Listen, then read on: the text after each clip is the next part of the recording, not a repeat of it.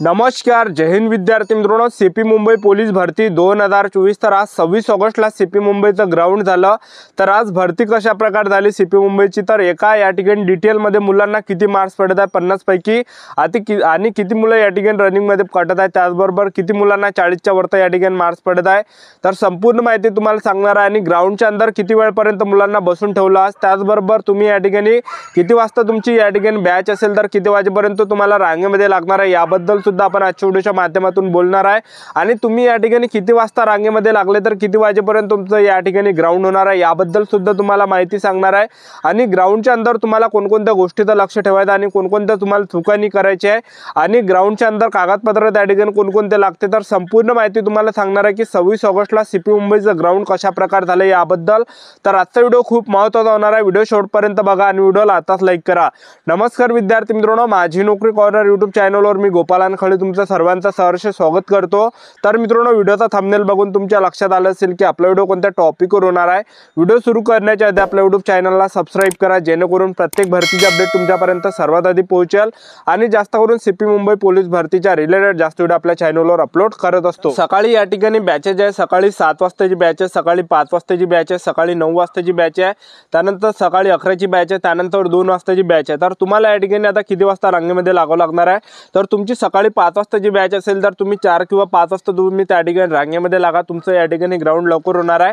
कारण की तुमच्यापेक्षा मुलं त्या ठिकाणी अगोदर त्या ठिकाणी बसले राहायचे, रातचे 3-3 वाजतापासून 2-2 वाजतापासून त्या ठिकाणी रांगेमध्ये मुलं त्या ठिकाणी लागत आहे। ठीक आहे, तुम्ही जेवढ्या लवकर या ठिकाणी ग्राउंडच्या अंदर जाणार आहे, तुम्ही समजा सकाळी 5 वाजता त्या ठिकाणी तुम्ही ग्राउंडच्या अंदर गेले, ठीक आहे, आणि तुमचं लवकरच त्या ठिकाणी फिजिकल होणार आहे, म्हणजे 7 वाजेपर्यंत तुम्ही ग्राउंडच्या बाहेर त्या ठिकाणी येणार आहे। ठीक आहे, म्हणजे सांगायचं एवढं, जे मुलं जेवढ्या लवकर या ठिकाणी ग्राउंडच्या अंदर जाणार आहे त्यांचं ग्राउंड लवकर या ठिकाणी होणार आहे, आणि तुम्ही जेवढे या ठिकाणी लेट जाणार आहे तेवढं तुमचं ग्राउंड या ठिकाणी लेट असणार आहे। ठीक आहे, तुमचं आता रिपोर्टिंग टाइम सकाळी 9चा असेल किंवा 7चा असेल किंवा 11चा असेल, तर तुम्ही या ठिकाणी कोणत्या रांगेमध्ये लागायचं, तर तुम्ही सकाळी 6 ते 7 वाजता तुम्ही रांगेमध्ये लागा। ठीक आहे, कारण की ह्या रांगेमध्ये जर लागले तर लवकर तुमचं ग्राउंड होणार आहे 1-2 वाजेपर्यंत। ठीक आहे, आणि तुम्ही जर समजा तुमचा रिपोर्टिंग टाइम 2चा असेल, 11चा असेल, 7चा असेल, 9चा असेल आणि तुम्ही 10-11 वाजता रांगेमध्ये लागले, तर तुमचं ग्राउंड 4-5 वाजेच्या वरती त्या ठिकाणी जाणार आहे, जास्त वेळपर्यंत तुम्हाला या ठिकाणी बसून ठेवलं जाणार आहे। ठीक आहे, तर ह्या गोष्टीचं तुम्हाला या ठिकाणी लक्ष ठेवायचं आहे। तर तुमचा जो पण रिपोर्टिंग टाइम आहे त्याच्या अगोदर तुम्ही जाण्याचा प्रयत्न करा, कारण की भरपूर मुलं त्या ठिकाणी गेटच्या अंदर घुसत आहे। ठीक आहे, तर जास्त मुलं एका दिवशी आहे, जवळपास 8-9 हजार मुलं एका दिवशी बोलायला जात आहे। तुम्हाला कोणकोणत्या गोष्टीचं लक्ष ठेवायचं आहे, तर पहा मी तुम्हाला सांगतो, सीपी मुंबईला प्रत्येक विद्यार्थ्यांना 6-6 घंटे 8-8 घंटे ग्राउंडच्या अंदर बसून ठेवलं जात आहे। तर तुम्ही ज्या विद्यार्थी मित्रांनो फळ वगैरे नाही अंदर, केळं वगैरे झालं, सफरचंद वगैरे झालं, कारण की ग्राउंडच्या अंदर आपण जातो तर आपल्या शरीरामध्ये काहीच अन्न वगैरे काहीच राहत नाही, आपण उपाशी पोटीस त्या ठिकाणी ग्राउंड मारतो, आणि त्या ठिकाणी बसू उभं राहू ज्या विद्यार्थी मित्रांनो सर्व एनर्जी आपली लो होते, आणि आपल्या शरीरामध्ये ताकदच नसली तर आपलं ग्राउंडचा परफॉर्मन्स या ठिकाणी कसा काय बसणार आहे। कारण की 1600 मीटर रनिंग मार लागते, गोळा फेका लागते, त्याचबरोबर 100 मीटर रनिंग मार लागते। तर ह्या गोष्टीचं तुम्ही लक्ष ठेवा। तर फळ वगैरे तुम्ही ग्राउंडच्या अंदर नाही नेऊ देते, त्या ठिकाणी सफरचंद केळं वगैरे तुम्ही नेले तर। ठीक आहे, तर सर्वात अगोदर आज सकाळी विद्यार्थ्यांना त्या ठिकाणी गेटच्या अंदर एंट्री दिली। गेटच्या अंदर एंट्री द्यायच्या वेळेस तुमच्याजवळ फक्त हॉल तिकीट वरता ठेवायचा, आधार कार्ड ठेवायचा आणि 2 फोटो। ठीक आहे, आणि तिथं मुलांना बसून ठेवलं अर्धा घंटा, आणि त्या ठिकाणी सांगितलं पोलिसांनी की तुमच्या बॅगेमध्ये काही असेल, बाम वगैरे, झेंडू बाम वगैरे काही असेल किंवा गोळ्या वगैरे असेल तर त्या काढून घ्या, कारण की समोर तुमची बॅग चेक केली जाणार आहे। आणि हे झाल्यानंतर एक रांग त्यांनी उठवली आणि समोर आणखीन पाठवलं मुलांना, आणि त्या ठिकाणी जवळपास 2 घंटे मुलांना उभं राहावं लागत आहे। ठीक आहे, तर बॅग चेक करायसाठी तर एक मुलांची त्या ठिकाणी बॅग चेक केल्या जात आहे, आणि एक मुलांचा बॅग चेक केल्यामुळे 2-2 घंटे मुलांना त्या ठिकाणी रांगेमध्ये उभं राहावं लागत आहे प्रत्येक मुलांना। ठीक आहे, तर हे झाल्यानंतर जे बॅग चेक केल्यानंतर ते खिसे वगैरे सुद्धा चेक करत आहे, आणि हे प्रोसेस झाल्यानंतर आणखीन त्यांनी मुलांना त्या मोठ्या टेंटमध्ये पाठवलं, आणि त्या ठिकाणी बॅगा ठेवायला ते लावतं, आणि त्या ठिकाणी एक अनाउन्समेंट करते की बाबा तुमचं जे आधार कार्ड आहे हे तुमच्या बॅगेमध्ये तुम्ही ठेवून द्या, आणि जो आपला आधार कार्डचा जो नंबर आहे हा हॉल तिकीटच्या मागं तुम्हाला लिहायचा आहे। ठीक आहे, तर हॉल तिकीटच्या मागं तुम्हाला आधार कार्ड नंबर त्या लिहायचा आहे। ठीक आहे, आणि वरतं तुम्हाला 2च फोटो ठेवायचे आहे, एक हॉल तिकीटला फोटो चिपकायचा आणि एक अंदर त्या ठिकाणी लागते। आणि त्या ठिकाणी तुम्ही बॅगा ठेवल्यानंतर त्या टेंटमध्ये तर तिथं जे टेबल नंबर आहे, टेबल नंबर 1 2 3 4 5 6 7 8 9 10 अशा प्रकारे टेबल नंबर आहे, आणि त्याच्या खाली जे विद्यार्थी मित्रांनो रोल नंबर सुद्धा आहे। तर आपला जो रोल नंबर आपल्या ठिकाणी जे विद्यार्थी मित्रांनो टेबल नंबर टाकलाय तर त्या योग्य टेबल नंबरवर तुम्हाला त्या ठिकाणी रांगेमध्ये बसायचं आहे।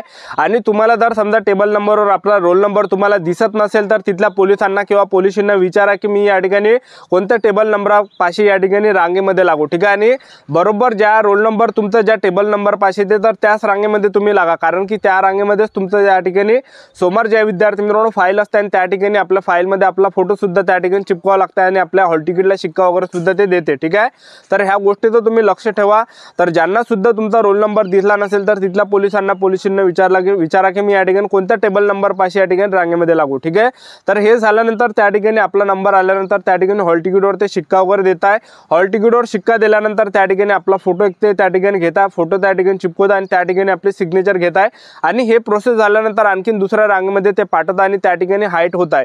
तर हाईटसाठी सुद्धा विद्यार्थ्यांना एखादा घंटा त्या ठिकाणी उभं राहावं लागत आहे, बसावं लागत आहे। आणि त्या ठिकाणी काय होतं की सर्वात अगोदर शर्ट वगैरे ते काढायला लावत आहे, बूट वगैरे काढायला लावत आहे। आणि हे झाल्यानंतर त्या ठिकाणी आपली हाईट मोजत आहे। हाईटचे त्या ठिकाणी जवळपास 25-30 बार असे टाकले, असे हाईटचे बार आहे त्या ठिकाणी, ठीक आहे। तर हाईट त्या ठिकाणी जे विद्यार्थी मित्रांनो हाईटमध्ये भरपूर मुलं बाहेर होत आहे, 165 सेंटीमीटर हाईट त्या ठिकाणी लागते। छातीमध्ये सुद्धा भरपूर मुलं या ठिकाणी बाहेर होता अपात्र होत आहे, ठीक आहे।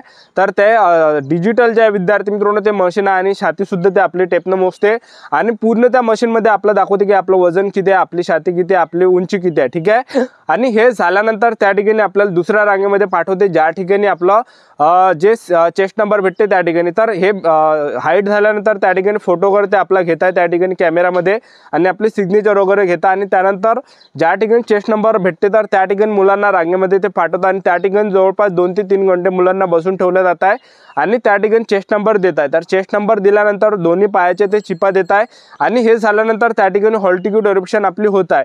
तर हॉल तिकीट व्हेरिफिकेशन जे विद्यार्थी मित्रांनो करायच्या वेळेस त्या ठिकाणी आपला फोटो वगैरे ते घेते कॅमेरामध्ये, त्याचबरोबर ते दोन्ही पायाचे ज्या चिपा आहेत त्या सुद्धा स्कॅन केल्या जातात आणि हे झाल्यानंतर आपला थंब वगैरे सुद्धा घेतला जात आहे आणि सिग्नेचर वगैरे सुद्धा घेतलं जातं आणि हे प्रोसेस झाल्यानंतर आपल्याला एका डिटेलमध्ये ते पाठवते आणि त्या डिटेलमध्ये आपलं नाव घेते। आपलं जर नाव त्या डिटेलमध्ये आलं तर त्या डिटेलमध्ये आपल्याला धावायचं आहे, ठीक आहे। तर एका डिटेलमध्ये 50-50 मुलं ते पोलीसवाले नेतात आणि पहिला जो इव्हेंट या ठिकाणी होत आहे तर पहिला इव्हेंट या ठिकाणी 100 मीटर रनिंग होत आहे। त्यानंतर 100 मीटरला ज्या विद्यार्थी मित्रांनो 4-4 मुलं ते सोडत आहे आणि 100 मीटर रनिंगसाठी पूर्ण शेट त्या ठिकाणी टाकलेला आहे, ठीक आहे। तर शेट खालीच त्या ठिकाणी 100 मीटर रनिंग आहे। 100 मीटर रनिंग झाल्यानंतर लगेच 5-10 मिनिटांना त्या ठिकाणी विद्यार्थी मित्रांनो 1600 मीटर रनिंगसाठी मुलांना नेलं जात आहे। 1600 मीटर रनिंगला ज्या विद्यार्थी मित्रांनो 150 मुलं ते एका टाइमला सोडत आहे आणि तुम्हाला 1600 मीटर रनिंग मारायच्या वेळेस तुम्हाला ट्रॅकच्या अंदरून धावायचं आहे। ट्रॅकच्या अंदरून जेवढं धावसान तेवढं अंतर कमी येणार आहे आणि तेवढंच तुमचा टायमिंग कमी येणार आहे, तेवढंच तुम्हाला जास्त मार्क्स या ठिकाणी भेटणार आहे। आणि 1600 मीटर रनिंग मारायच्या वेळेस तुम्हाला चुका करायच्या नाही की तुम्ही थांबू नका 1600 मीटर रनिंग मारायच्या वेळेस, ठीक आहे। तर तुम्हाला जे 1600 मीटर रनिंग ट्रॅकच्या अंदरून या ठिकाणी धावायचं आहे। तर 1600 मीटर रनिंगला 3 ते डिटेल सोडत आहे, 150 मुलं त्या ठिकाणी सोडत आहे आणि 1600 मीटर रनिंग झाल्यानंतर लगेच 5-10 मिनिटांनी त्या ठिकाणी गोळा फेकूया तर होत आहे। तर या ठिकाणी तुम्हाला चुका कोणत्या करायच्या नाही आहे। लगेच तुमचं 1600 मीटर रनिंग झाल्यानंतर पहिलाच नंबर त्या ठिकाणी गोळा फेकला तुम्ही लावू नका, कारण की कसं आहे त्या ठिकाणी आपली बॉडी पूर्ण थकली राहते आणि तेवढं आपल्याला त्या ठिकाणी आराम पाहिजे। तर सगळ्यात शेवटी तुम्ही गोळा फेका। सगळ्यात शेवटी जर तुम्ही गोळा फेकसाल तर तेवढं तुमचं जे आराम वगैरे तुम्हाला भेटणार आहे, ठीक आहे। तर ह्या गोष्टीचं तुम्हाला लक्ष ठेवायचं आणि गोळा फेक झाल्यानंतर जे विद्यार्थी मित्रांनो शेवटी सर्व मार्क्स त्या ठिकाणी दाखवले जातात आणि आपल्याला सिग्नेचर त्या ठिकाणी करावं लागत आहे गोळा फेकवर 100 मीटरवर 1600 मीटर रनिंगवर, ठीक आहे। आणि मुलांना आज कशा प्रकारे एका डिटेलमध्ये मार्क्स पडले तर मी तुम्हाला सांगतो 50 पैकी 20 मुलं असे आहे, 15 ते 20 मुलं तर ते रनिंगमध्ये कटतात 1600 मीटर रनिंगमध्ये पहिला किंवा दुसरा किंवा तिसरा किंवा चौथ्या राऊंडमध्ये ते थांबत आहे आणि उरले 30 मुलं तर त्यातले 20 मुलं असे विद्यार्थी मित्रांनो त्यांना 20, 22, 24, 26, 28 अशा प्रकारे मार्क्स या ठिकाणी पडत आहे आणि उरले 10 मुलं तर 10 मुलांना या ठिकाणी 10 पैकी जे 6 मुलं आहेत त्यांना 32 झालं, 34 झालं, 36 झालं, 38 झालं अशा प्रकारे या ठिकाणी मार्क्स पडत आहे आणि उरले 4 विद्यार्थी तर त्यांना 41, 40, 44, 45 अशा प्रकारे या ठिकाणी मार्क्स पडत आहे एका डिटेलला। तर अशा प्रकारे जे 26 ऑगस्टला सीपी मुंबईची भरती झाली होती संपूर्ण महत्त्वाची माहिती आपल्या YouTube चॅनल सबस्क्राइब करून ठेवा, वेळोवेळी अपडेट तुम्हाला देत राहणार आहे। आजच्यासाठी इथंच थांबतो, भेटूया नेक्स्ट व्हिडिओमध्ये। जय हिंद, जय भारत।